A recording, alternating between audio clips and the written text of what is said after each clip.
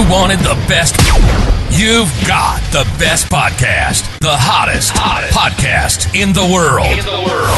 The Chris Voss Show, the preeminent podcast with guests so smart you may experience serious brain bleed. The CEOs, authors, thought leaders, visionaries, and motivators. Get ready. Strap yourself in. Keep your hands, arms, and legs inside the vehicle at all times, because you're about to go on a monster education roller coaster with your brain. Now, here's your host, Chris Voss. Hi, folks. Chris Voss here from thechrisvossshow.com. Ladies and gentlemen, there are ladies sings that makes it official. Welcome to the big show. As always, we have the most amazing people on the show. We've got some great guests that I'm really excited to have on because I'm a big fan of some of the work he's done and shows he's been on. He's probably been the one making you laugh in the background. You had no idea it's probably his work. We're going to be talking about some of the new things that he's doing and everything he's into. In the meantime, refer the show to your family, friends, and relatives. Go to goodreads.com/Chris Voss, LinkedIn.com/Chris Voss. Chris Voss, one of the TikTokity and all those crazy places on the internet. Today we have Steve Young on the show with us today. He's an amazing young man who is a New York-based comedy writer, performer, songwriter, musician, and filmmaker whose career has been as diverse as it is impressive. He's written for comedy legends like David Letterman, one of my favorites, of course, Matt Groening, and am I pronouncing that right, Matt Groening? I think he once said it rhymes with complaining. So complaining? Yeah. Groening?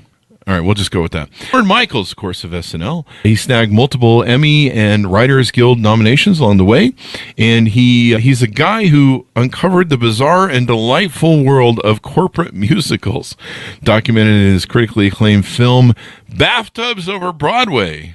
There's a joke there somewhere, but I have no idea where it is. He probably does. Anyway, welcome to the show. How are you, Steve? I'm great, Chris. Thanks so much for having me. Thanks for plowing through that resume there. I appreciate it. Had to do the third person flip there on it. So give us your .com so people can find you on the interwebs. Oh, yeah. SteveYoungWorld.com. I was late to the party. Could not get SteveYoung.com. I don't know who has that, but I'm SteveYoungWorld.com. Probably some 49ers player or something. Yeah. People are sometimes sad when they meet me. It turns out I'm Hall of Fame quarterback. Well, at least you're funny. So you got that going for you. So let's get a couple of things out of the way here. We mentioned Bathtubs Over Broadway. Tell us what that is and how you came up with that title. What does that title mean is, I guess, what I'm after. Okay. Bathtubs Over Broadway is a documentary. I'm the main subject of it. I'm not the filmmaker. It was made by director David Letterman, but it's about how I accidentally stumbled into this secret world of show business, which is musical theater created for company conventions and sales meetings, shows that were like Broadway shows, but they're all about the triumphs and tragedies of being a B.F. Goodrich tire dealer or a Ford tractor salesman. And I discovered these by accident when I was working at the Letterman show, and we had to go find strange record albums to make fun of for a comedy bit. And I would find these souvenir records in stores and just think, this is madness. This can't be real. But they were real, and the records were only given out to people in the company, so they're very rare.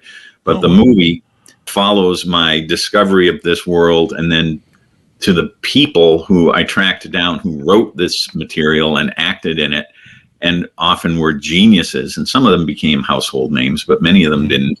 But they toiled in this creative world where you knew you were never going to be known for your work because the public couldn't see these shows. So it's weirdly funny because these corporate musicals are hilarious, but it's also big questions about how do you judge the value of what you've done with your career if no one knows about it and no one understands or even would respect it? Or can it be art if it was commissioned by a toilet manufacturer? And the title Bathtubs Over Broadway is a nod to one of my favorite industrial musicals, which was called The Bathrooms Are Coming. It was 1969, American Standard Plumbing Fixtures. The whole musical for plumbing fixture distributors about the new tubs and shower stalls and all that. And it just seems like something comedy writers must have made up. But not only is it real, the better stuff in this secret genre was so good and so wildly catchy and clever. I loved it. I couldn't wait to tell the world about it. What does the cover art look like? I'm thinking of you flying over the tub or flying over Broadway in an E.T. moment. You know, the David Spielberg, you know, the bicycle, only you're sitting there, you know, naked. You're not fully naked, but we can see you're sitting naked in the tub, and it is flying over the moon and over Broadway at the same time. That would be a great image, I think. Chris, you have a vivid imagination when it comes to there's no naked Steve Young in a bathtub. You'd be naked, you know, the part up from chest up, you know, we can see. Oh, yeah. Oh, this is a family production. Yeah. No, it's not, actually. Yeah, no one with kids listens to this show. I mean, we have people who have kids, but just not present, I should say. We love those people. Yeah, we don't want to alienate the crowd that has kids. Yeah. So, I mean, you've done these great journeys. What we want to profile today is the newest work that you have out, which is your new album, Broken Heart Insurance, which is probably what I need from all the dating I do. Tell us about your new project. My songwriting kind of was a late blossoming, and that's one thing I want to talk about, is that you can be of an age to have a non-brown beard and say, you know what, all my life I've liked fooling around with a guitar or a paintbrush or whatever. Maybe it's time to get serious. And I had some incredibly lucky breaks coming out of the Letterman show. I'd started tinkering with songwriting, and I had a few little jingles and songs on the show. But it wasn't until Bathtubs Over Broadway was out and going around on the film festival circuit that I started to meet people who would become part of my musical adventures. And I had written or co-written some songs that are in the documentary I was proud of, and I'd kind of gotten a taste for songwriting. But I was in Nashville with the director of the movie, David Letterman, and we met a guy who's now a friend of mine, a guy named John Shane, who has a day job as a financial advisor, but by night he's this sort of quirky country music personality. And we were talking about music and songs. And I said, yeah, I'm starting to write some songs. Oh, I'd be interested in hearing. So he got excited about my stuff and said, oh, we got to get some of this recorded. So I've just been the beneficiary of wonderful, generous friends who thought they saw something in my early jottings that could be cultivated. And I ended up working with A-list people in this studio in Nashville. Most of the songs were produced by a Grammy winner named Allison Brown, who plays a little banjo on a couple of my tracks. But it was just magical to look back like, there's no way my songs should sound this good. Maybe they're okay, but boy, were they done right by these people in Nashville. And now I'm trying to, spread it out through the world. And my friends all went, wow, that's great. But I'm not quite up to Taylor Swift level yet. Slow climb there. But I have one music video out from the Nashville sessions that I'm happy with. And I'm going to have more coming. Oh, that's tracking the joke. I had a joke there, but it's gone. Oh, I want to hear the joke. It's gone. But it usually circles back. I've got COVID brain a little bit. I had COVID 3 weeks ago, and I'm still trying to dig out of it. I'm glad you're at least 80% over that. 80%. Yeah, I'm still trying to get my voice fully back. But, the thing I was going to ask you is, what genre is this, the music in? Is it comedy, or is it comedy with other sort of rock or country? Or Yeah, I guess we'd say alt country, and I've come to understand that if it's not super mainstream country music radio that's going to be saturating the main radio stations, then it's alt country, and that encompasses a lot. But for me, it's mostly humorous, or at least trying to be humorous, with flashes of heartfelt observations about your broken heart and such. But yeah, I would say most of the songs have, probably unavoidably for me at this point in my life, some humorous element to them. So are they full-on comedies, or are they, tongue-in-cheek sort of things? Yeah. Because I'm trying to discern if these are serious songs that you've written that, about serious content, my truck broke down and my girlfriend left me, all that sort of country music stuff.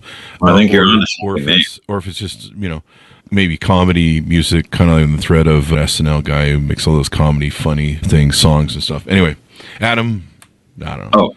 Sandler. I mean, that's. I think Adam Sandler. Yeah, he makes those funny things. Yeah. Some of them are more straight ahead country ideas, like I've had my heart broken and I want to get my insurance payout because I bought broken heart insurance. But when I call the company to put in my claim, it turns out everybody in the world has already filed a claim, and the company's due.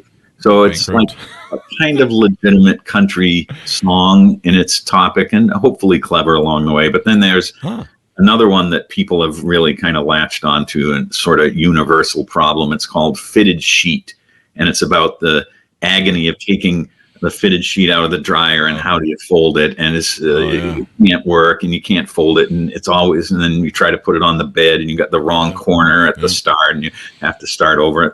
So that's like a humorous thing, but it takes this twist into realizing maybe we just have to be okay with the imperfections of life. So it kind of swerves from the overtly humorous into a little more philosophical.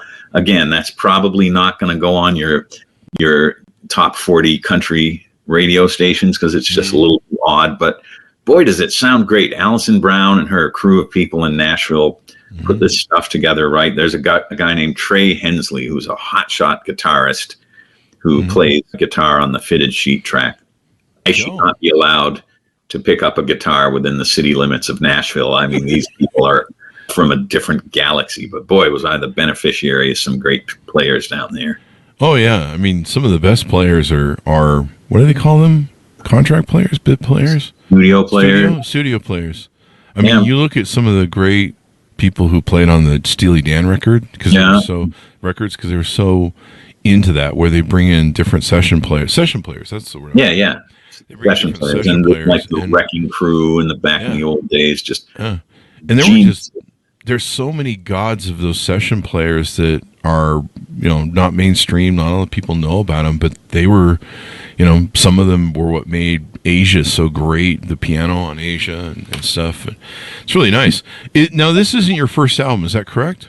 It is my first album. Okay, it is your first album. Yeah, okay. So this is the year I've navigated learning about how to put stuff out through like CD Baby and then get it onto Spotify and Apple and, all the places, YouTube and the different platforms that people consume media through now. So I'm learning my way through that. The barrier to entry is quite low. I would say you could probably just make a 45-minute recording of yourself throwing rocks at your guitar and making weird noises, and you could put it on some platform. But of course, I've aimed a little higher than that. But still, I think that was part of Dark Side of the Moon, wasn't it?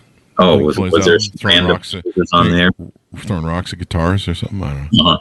Oh, now kids, don't try that at home. We don't want any musical instruments. Don't do that to your expensive $3,000 guitar. So you did years of writing for Letterman. How did that prepare you to write songs? I didn't see it coming, but honestly, it was a huge preparation in the same way, in the Karate Kid where he's waxing on, waxing off on the car, and he doesn't realize he's training all these muscles and reflexes. The Letterman show every day coming in with ideas for short bits. They're going to be like 20, 30-second fake commercials or a live interrupt or something.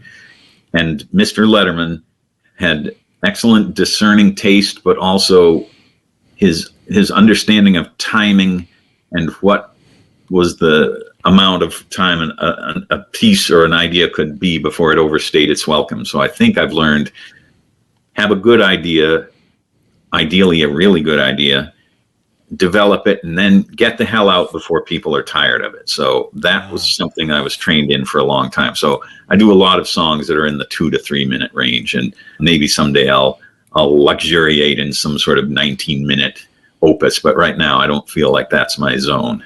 Writing is writing when it comes down to it, doesn't it? I mean, if you're good at writing, jokes, you can write books, you can write music, or at least, the lyrics to the music.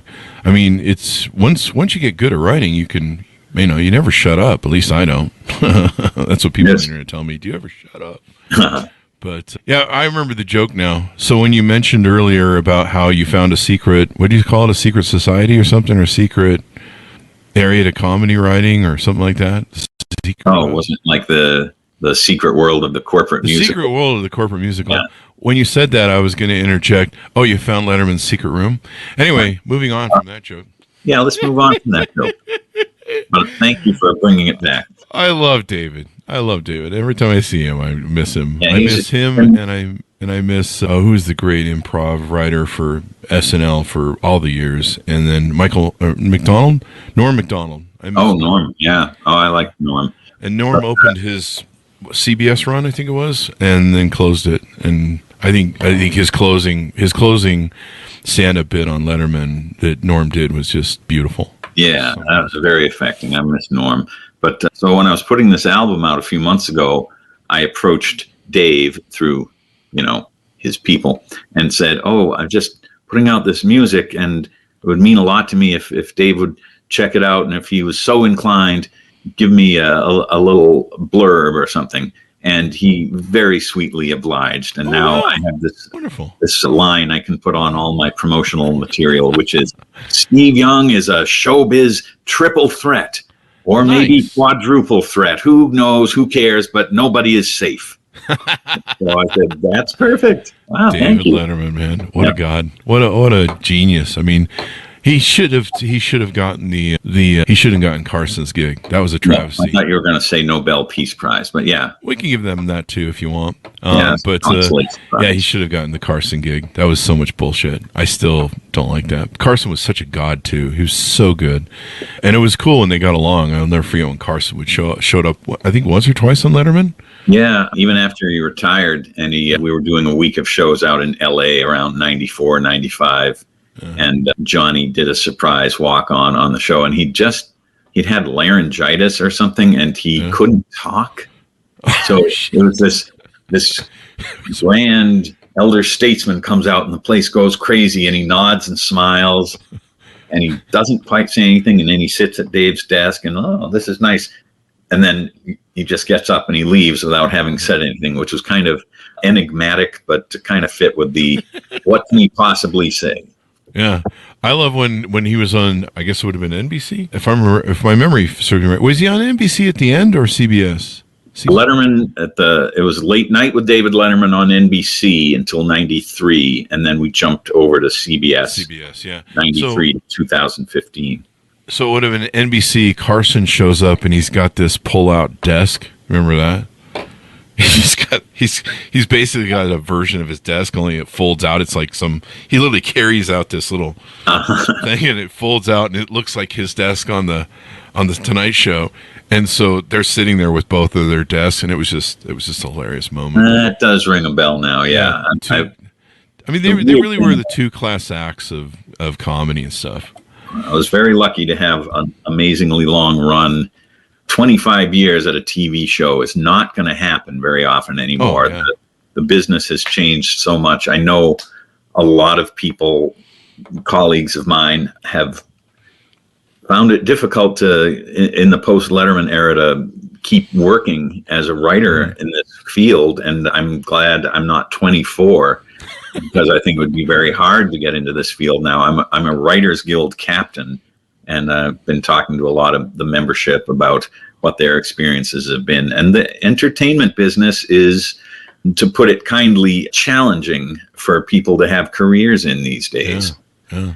One reason that I'm doing all this other stuff now, whether it's short films or music, is nobody is going to come knocking on my door, most likely, and offering me a new career or whatever. So I need to say, I can't wait for gatekeepers to tell me it's okay to do something now. I have to make my own stuff. Yeah. And if you wait long enough, though, you can get jury duty invites. Oh, yeah. You get $40 a day. $40 a day is $40 for maybe a week. Dude. If you think that's a sustainable career, I'm not sure about that. I usually have to work down on the tracks to get that kind of money. Hey, $40 is $40. What sort of situations inspire you to write a song? What's usually the motivator for you?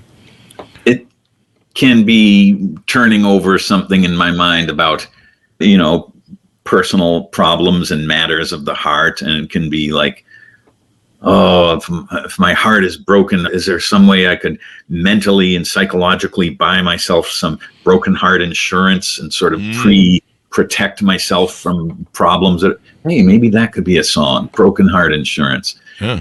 And like the fitted sheet song, yes, I was doing laundry and taking the sheets out of the dryer and trying to fold them and getting pissed off and thinking, and at this point in my life, ideas often take the form of the first few lines of a song. And then I'll pick up my phone and sing the first fragment into the phone and save it and go back later. And most of the fragments aren't worth pursuing, but once in a while some are.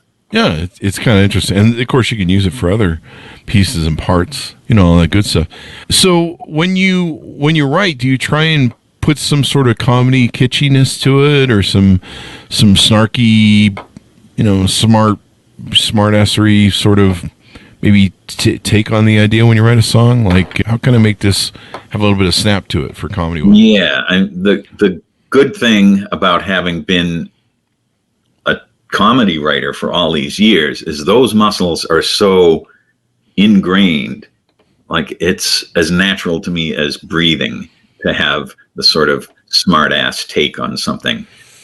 And it can be a problem occasionally in life if you can't turn it off even for a minute and it's not appropriate somewhere in some situation to be funny. You gotta learn to edit yourself. But yeah, the machinery is always running. Mm-hmm. I think it was Woody Allen who once said, if you have this ability, then it's just the easiest thing in the world, because it's just as natural to you as breathing or talking or whatever. Not that I'm saying that I am a renowned comedy genius, but I have this reflex built into me. There was some tiny bit of it when I was a kid, hardwired, and it just got cultivated and practiced over decades, and to the point where, yes, I can write non-funny things, but it would feel odd to me to have something with zero humor in it.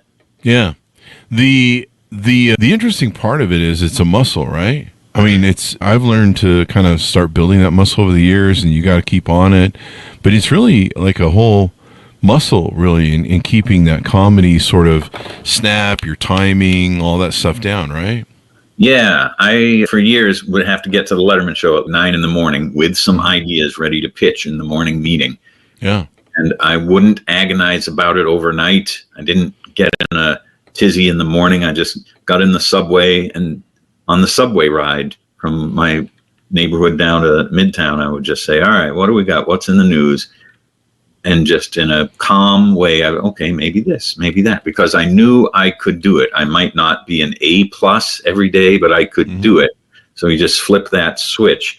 And that happens with songwriting also. I don't usually have assignments to write songs. They're just like whatever I feel like doing. But I'm in a songwriting group, and sometimes people say, hey, let's collaborate on something. We want to write a song together. And suddenly you're in a little bit more of a writer's room, even if it's just one other person. And they say, how about this for a topic for the song or the title? And then you're off and running with a muscle that is part of something bigger than you. It can be a collective effort.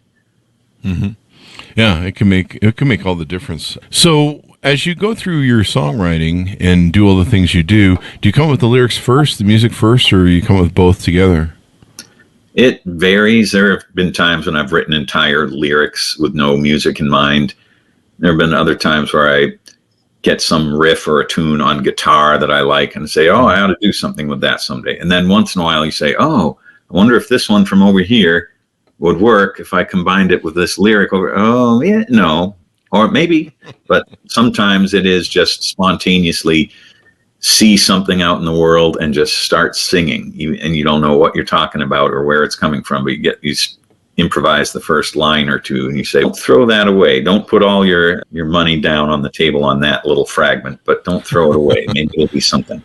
So what's in the pipeline? You've got, tell us how many books you have, and I don't know if you want to get a plug in for your books. Oh, yeah. Any of the other projects.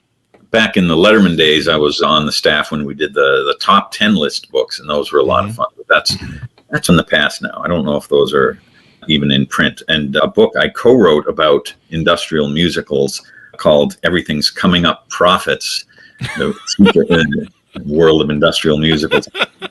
That, by the way, that title is stolen directly from an awful little real industrial musical for a floor tile company, and they just borrowed Everything's Coming Up Roses and rewrote it to be Everything's Coming Up Profits. So it's kind of the perfect title for this stuff, because you got the Broadway angle and the motivational corporate, let's go make money. So it kind of sums up the whole thing. But my friend Sport Murphy and I wrote that book. That was 10 years ago now. And the success of the documentary caused us to sell out 2 printings of the books, and we have not printed a new printing yet. So not sure if that will happen again. That's great, though. Yeah, it was a beautiful book, and it opened a lot of people's eyes to, wow, this enormous part of American culture that was deliberately hidden from us and almost wasn't found, except for me and a few other collectors, kind of pulled it back from the brink. Comedy is important. Without comedy, I don't know. Why is comedy important? You know, we see these colleges, campuses now that you can't even have comedians go to, which I think is really just offensive. Yeah. What do you think about the state of comedy? You know, there's some people are afraid to really do comedy, even say things. You know, there's certain comedians that can kind of get away, and they artfully can, you know, they can kind of touch on subjects that might get them canceled, but they can do it without getting too much flame on them. Some people can't. It's kind of an interesting world right now with comedy. There will always be a hunger for the forbidden, and if it turns out now that the forbidden is certain kinds of comedy, it will just go underground, and people who get canceled will still be out there with a fan base somewhere, and it'll just be more of a fragmented landscape. I'm not quite at the point yet of having to worry about, will my vast fan base turn on me if I take a wrong step. I don't quite have that yet. So I'll cross that bridge when I come to it. You put out a country album, so if you switch to rock, they might that's have right. issues with, you know, that's Dylan going electric and making people mad. it's bad. Yeah. Although I guess Beyonce's, you know, flipped back and forth, and I think, hasn't Taylor Swift done both sides, comedy and rock? Yeah, Taylor Swift came out of country and then went more to pop, and Beyonce's now said, I can be country. So all these barriers are falling, and I'm all for that. I mean, I'm going to be this weird hybrid who doesn't quite fit any normal lane, I suspect. But your point about comedy, people are so desperate for just being happy. And I will go to film festivals with either like the documentary when we were around with Bathtubs Over Broadway, or the short films I've been involved with. And you see a lot of really tough, dark dramas and documentaries about very important but grim, real situations. And then people want to remember why it's okay to be alive. And they want to laugh and go, see, there is a reason to power through all this, because there is joy out there somewhere. Yeah. I know, I might be thinking Howard Stern, but didn't David Letterman also go on the air after 9/11 because he wanted to keep that alive, that comedy? Or that was one of his very memorable highlights. I remember watching that live. Yes, and it was uncharted territory, and we were all talking about, can we be funny right now? How do we even start doing a show in this new world? And that night, I think it was like the 17th of September, and we'd been off the entire previous week for a regular week of reruns anyway. Yeah. But the show began not with the opening music and montage, but just Dave pushed in like a picture of the marquee from Broadway, and then he's at his desk and he just said something akin to, if we're going to do this, somehow continue with this, I'm just going to need to talk for a few minutes and try to make sense of how to proceed. And it was brilliant in the way that a thoughtful, caring, bewildered, grief-stricken person can be when they know how to be a broadcaster. And Letterman really shone that night. A lot of people over the years have talked about how much that meant to them. Oh, I remember it. And the leadership of it, you know, coming out and say, hey, we're not quitting, we're not letting the terrorists win. And basically, you know, why it kind of matched why comedy is important, why looking at us as human beings, even in the worst tragedy. I mean, there are times in my life where when I come across something that's tragic, I'll resort to comedy. I mean, one time I called my father as he was rounding down, and he was, you know, he's always in the hospital for a heart attack or stroke. I mean, it was just one thing after another at the end. And he'd always kind of kept his resilience. My father was a bit of a narcissist when he was young and couldn't do anything wrong, and it was really hard to get. He would be really hard to show weakness in any way, shape, or form. But when I called him in the hospital, you could hear the fear in his voice. He was really scared, and he hated hospitals and hated doctors, and that was half the reason he was ending up in the hospital all the time. He wouldn't take his meds. Coumadin is is rat poison. And you're like, yeah, but the doctor says you got to take it, so shut up. But I remember hearing the sound of his voice in desperation and fear. And so I started telling him jokes, because that's how I think I have some of that comedy bit where that's how I process, or that's how I survive. So I started telling jokes to him, and just making up stupid shit like, hey, have you felt up the nurse there? And he's Mormon and married, so that's not, but I pushed it. And so I had some fun. We joked about, I just did stupid shit like hospital food and whatever. And pretty soon you could hear him change, and you could hear the fear leave his voice. You could hear him laughing at my stupid ass jokes. And and then pretty soon he was smiling and he was happy, and the fear was gone. Yeah. That was all comedy. They weren't they weren't jokes you'd take on a stand up, but just making someone laugh can kind of bring the human experience to us and remind us that we're mortal, and it's okay to be mortal. I think that's why events like what Letterman did. It's a risk in a dark situation to try a joke, and you have to believe that your audience is the right audience for it. But it's a risk. But if it pays off, you've made such an enormous connection. This movie that I'm in, Bathtubs Over Broadway, a rare case in which there's deeply hilarious stuff one moment, and the next moment is like somebody's funeral, and somebody you've met during the film, and you're clutching at your chest. Oh my God, I can't believe and the roller coaster of hilariousness to sadness and grief to hilariousness again.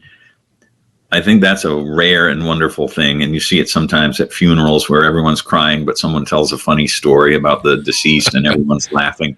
That is a rare nuance of human experience, which is hard to write, hard to craft, but you know it when you see it. Yep, it's a huge risk. I mean, that explains why I've been banned from all funeral homes, because I try to do stand-up comedy and too many at the funerals. And I don't want to see you around town doing that. Evidently, if you're not invited, it's not important, but snacks are good and free drinks. So. Next time I'm at a funeral, I will try to get you an invitation. So, Steve, as we go out, I got to put you on the spot. Top 10 reasons people should buy your new album. No, I'm just kidding. We're not, okay. We're not going to say the reasons why people should pick up your book and your .coms. All right. I'll just mention I've got some fun music videos on YouTube. My channel is Steve Young World. I'm also on TikTok at Steve Young World. I've recently dabbled in TikTok. I don't feel like I'm the right demographic for it, but this is part of my philosophy. You got nothing to lose at this point. Yeah, just make stuff, put it out, see if you find an audience, have fun making stuff, and don't wait for somebody upstairs to tell you you're allowed to. So I've got all that. Instagram, I'm Pants Steve. That goes back to the Letterman days. Early on in the internet era, everybody got a worldwide pants email address. It was pants this, pants that. Pants Steve. I've kept that around. So awesome.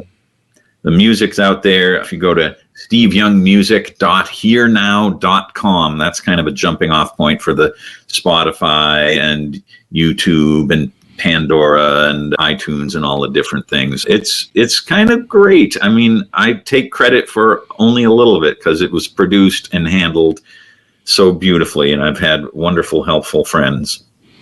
Yeah, it's been a wonderful ride you've done. We're excited to see where you go from there. I still think you should have a top 10 list of why people should buy your thing. I think that would be funny as shit. So that is a very durable form, and I don't think it will ever go away. So I think you've tapped into something there. Oh yeah. You might have to get copyright. Number 10, so Daddy can buy some of his Daddy's special apple juice whiskey. Yeah. Number 9. I'm call for getting release of that. So thank you very much for coming on the show. We really appreciate it, Steve. It's been fun to reminisce, and I appreciate the opportunity. I got to say, when I was looking at all the other folks you have on the show, the thought leaders and luminaries in all these different worlds, I was thinking, oh man, I've got imposter syndrome. And then I thought, you know what? I don't deserve to have imposter syndrome. You don't, yeah. I mean, you've earned it, baby. I haven't seen. I got to go watch the episode. Is there more than one episode where you appeared in the chair as a guest? Yeah, I was on 3 times as a guest when the book came out. was a lot of fun with the Letterman show. But I've got a lot of irons in the fire running around with short films, but music's going to be a big part of it. I can't stop writing songs now, so look out, world. It should be fun. Thank you for coming on the show, Steve. Oh, my pleasure. I'm glad to talk to you about. You're clearly a guy who's got all the Letterman experience stored up. And I used to live Letterman like all the time since I was a kid, watching it. Remember the old who's the taxi driver who used to do that fake fight with the big wrestler? I forget his name. Yeah, Andy Kaufman. And they had that fucking Jerry bit. Lawler.